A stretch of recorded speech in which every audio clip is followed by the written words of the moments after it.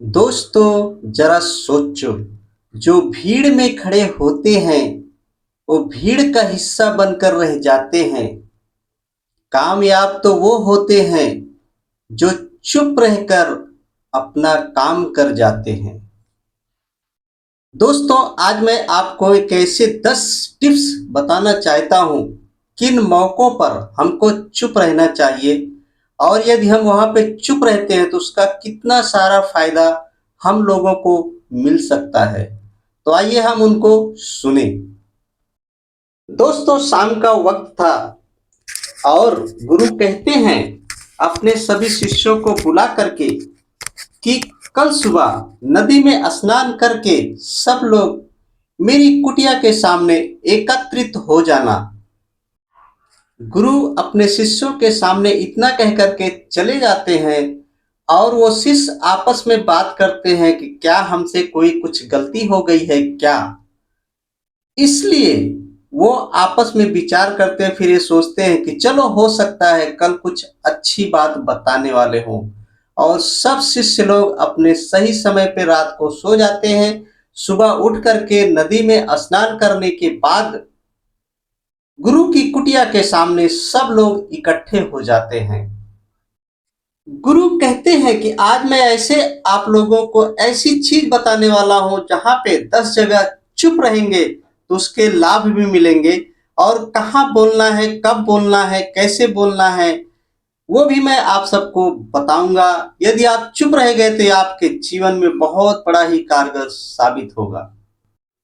गुरु वहां पे शिष्यों के सामने कहते हैं कि ना तो अधिक बोलना ही अच्छा है और ना ही अधिक चुप रहना ही अच्छा है। आगे गुरु कहते हैं कि जिस प्रकार से ज्यादा अधिक धूप हो और अधिक बारिश हो तो दोनों ही दिक्कत का कारण बन जाते हैं। गुरु कहते हैं कि सबसे पहला मौका ऐसा है कि जहां पे बिना तथ्य के आप वहां पे बात ना करें। यदि आपके पास कोई तथ्य नहीं है तो वहां पे चुप रहने में ही भलाई है। चुप बैठने से आपके दिमाग में जो है एक नई ऊर्जा, एक नई ताकत, एक नया विचार उत्पन्न होता है और इससे आपके ज्ञान में वृद्धि हो जाती है। यदि आपको कोई तथ्य वहां पे पता नहीं है तो वहां पे ना बोले, नहीं तो हो सकता है आपके जाने के बाद लोग आपका मजाक उड़ाएं। जब तक आपको उस तथ्य के बारे में पूर्ण जानकारी ना हो तब तक आप वहां पे ना बोले और चुप ही रहें, मौन ही रहें। गुरु उस श्रृंखला को आगे बढ़ाते हैं और कहते हैं जहां ऐसा दूसरा मौका जहां पे चुप रहना चाहिए। किसी छोटे व्यक्ति को ना सताएं और उसे भला बुरा ना कहें क्योंकि शब्दों से उसको ठेस लगती है। क्योंकि कई बार ऐसा होता है कि एक ताकतवर व्यक्ति जो है हमेशा छोटे व्यक्तियों को अपनी ताकत और अपना हर चीज का रुतबा वो उसे दिखाता है और उसे भला बुरा कहता रहता है। तो ऐसा ना करें क्योंकि ऐसा करने से आप महान नहीं बन सकते। उनका साथ देते हैं तो आप निश्चित ही महान बन सकते हैं। ये दूसरा सबसे महत्वपूर्ण है। और आगे चलते हैं। जो सामने वाला व्यक्ति है वो तो वैसे ही छोटा है, आपको भले उस समय वो कुछ ना कह पाए लेकिन आप उसकी नजरों में गिरते चले जाएंगे। देखिए दोस्तों, आप किसी छोटे व्यक्ति को नीचा दिखा करके बड़ा नहीं बन सकते हैं।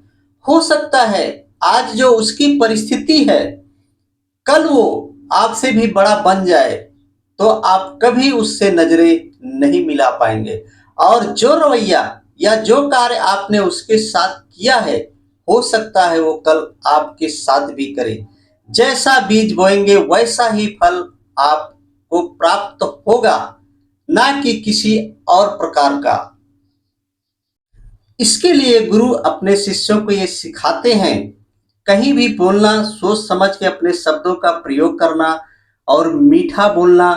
और हर बार माता, भाई, बहन ऐसे शब्दों का उच्चारण करके आगे बढ़ें, शुरुआत करें, प्रेम से बोलें। और गुरु कहते हैं कि यदि ऐसा आप बात करते हैं तो आपकी मान प्रतिष्ठा हमेशा बढ़ती रहेगी। और आगे गुरु तीसरा जो है, मौन या चुप रहने की जगह बताते हैं।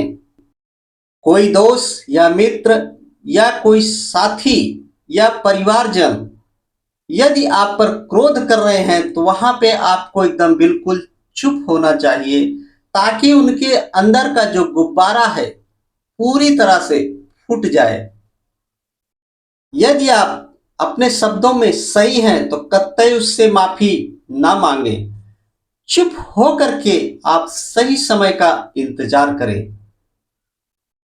मान लीजिए गुरु कहते हैं कि यदि आपको उस समय क्रोध भी आ रहा है तो आप वहां चुप रहें, या तो फिर वहां से बिना बोले कुछ चले जाएं। इससे क्या होगा कि आपके रिश्ते बने रहेंगे।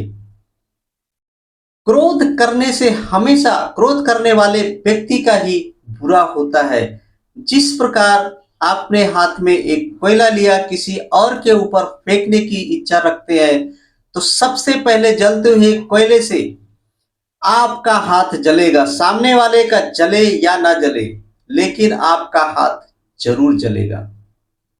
और गुरु क्रोध को कम करने के लिए उपाय बताते हैं शिष्यों को। यदि आप ध्यान में हमेशा बैठेंगे तो इससे क्या होगा कि आप अपने क्रोध पर विजय पाएंगे और एक नई ऊर्जा के साथ आप आगे का रास्ता तय कर सकते हैं।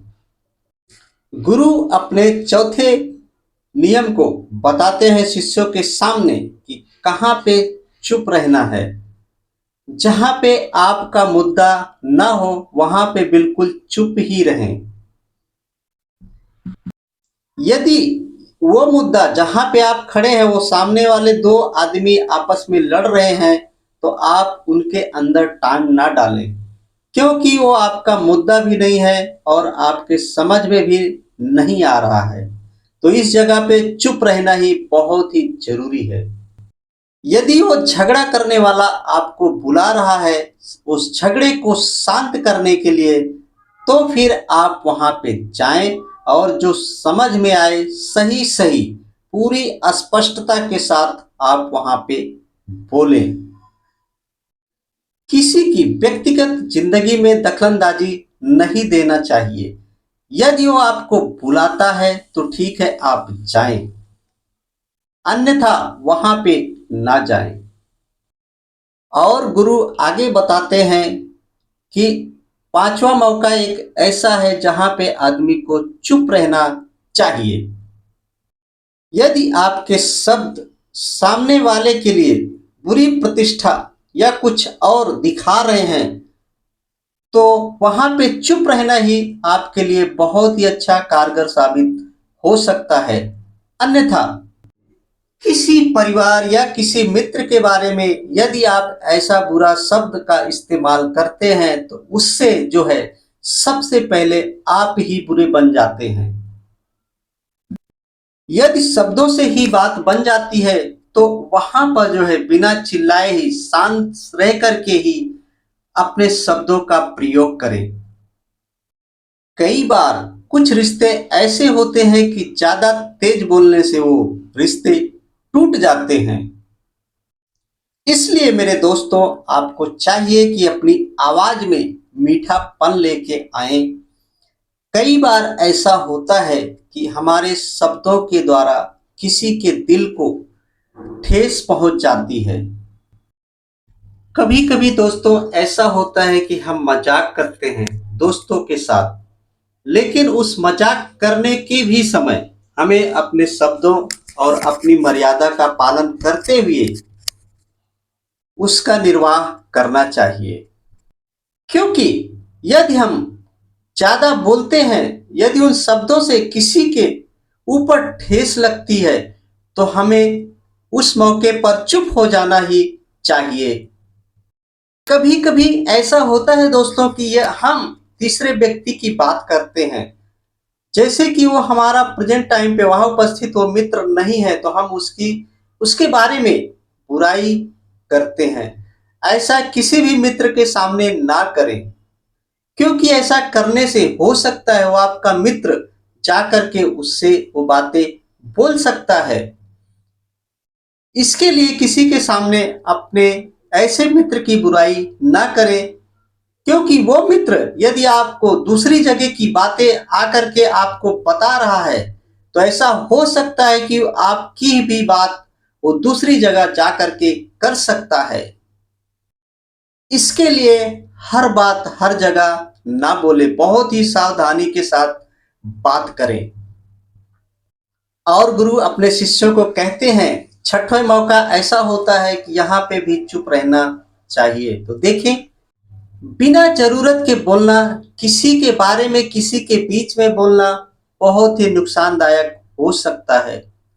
इसके लिए बहुत ही सोच समझ करके यदि आप उस बात को कहते हैं, जहां पे कई लोग खड़े हैं, तो हो सकता है उनमें से कोई व्यक्ति आपकी बात किसी और को बता सकता है। कभी कभी ऐसा होता है, ये बुद्धिमानी की बात है कि हमें हर जगह अपना मुंह नहीं खोलना चाहिए। और गुरु सातवां मौका ऐसा बताते हैं कि जहां पे व्यक्ति को चुप रहना चाहिए। यदि आपको ऐसा लग रहा है कि वहां पर यदि आपकी कोई भावना व्यक्त नहीं कर पा रहा या नहीं समझ पा रहा या सुनने का प्रयास ही नहीं कर रहा है, तो ऐसी जगह भी आपको चुप हो जाना चाहिए।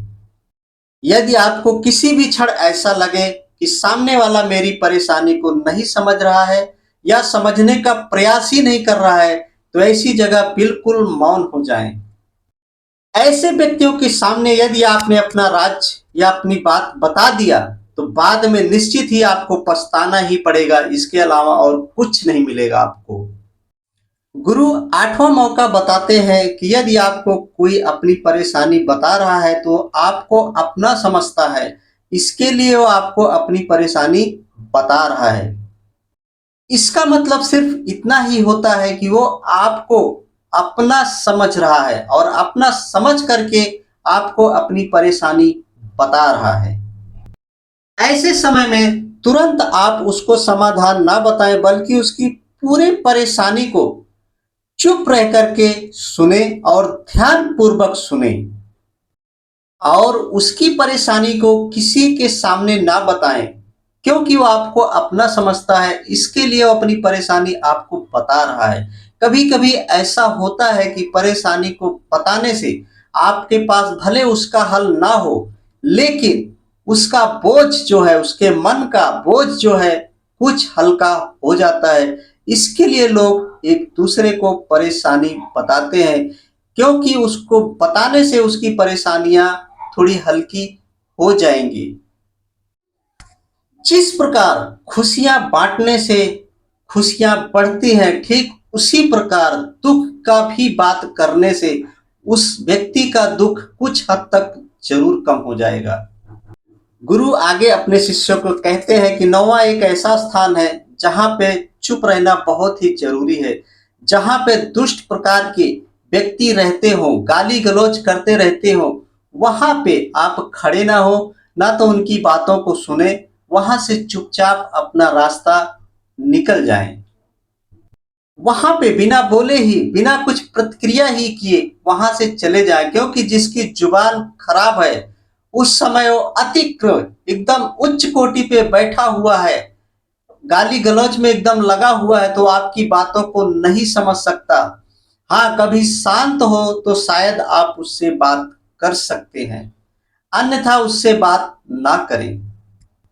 गुरु आगे कहते हैं कि 10वां एक ऐसा है कि जो है अपनी सफलता का राज हर किसी को ना बताएं, क्योंकि कई लोग ऐसे होते हैं कि सफलता बहुत जल्दी अर्जित कर लेते हैं और अपने उस सफलता का ढिंढोरा पीटना चालू कर देते हैं। लेकिन मेरे दोस्त, वो नहीं समझ पाते हैं कि जो है जलने वालों की बहुत ज्यादा भरमार है, तो सब लोग आपकी सफलता से खुश नहीं होंगे।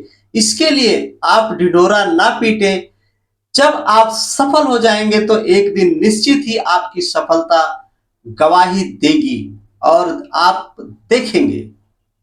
गुरु आगे कहते हैं, मेरे शिष्यों, यदि आपने इन 10 बातों को अपने जहन में उतार लिया, गांठ मार ली, तो बहुत सारी परेशानियों से काफी हद तक बच जाएंगे आप सब। दोस्तों, मुझे बहुत बड़ी उम्मीद है कि आपने इस वीडियो से बहुत कुछ सीखा होगा। यदि आप इस चैनल पर नए हैं तो इस चैनल को सब्सक्राइब कर लें। ऐसे ऐसे वीडियो आपके सामने आती रहेंगी। फिर मिलेंगे किसी और विषय को लेकर के बहुत ही महत्वपूर्ण जानकारी के साथ। देखते रहें। जय भारत, वंदे मातरम। फिर मिलेंगे। नमो बुद्धाय।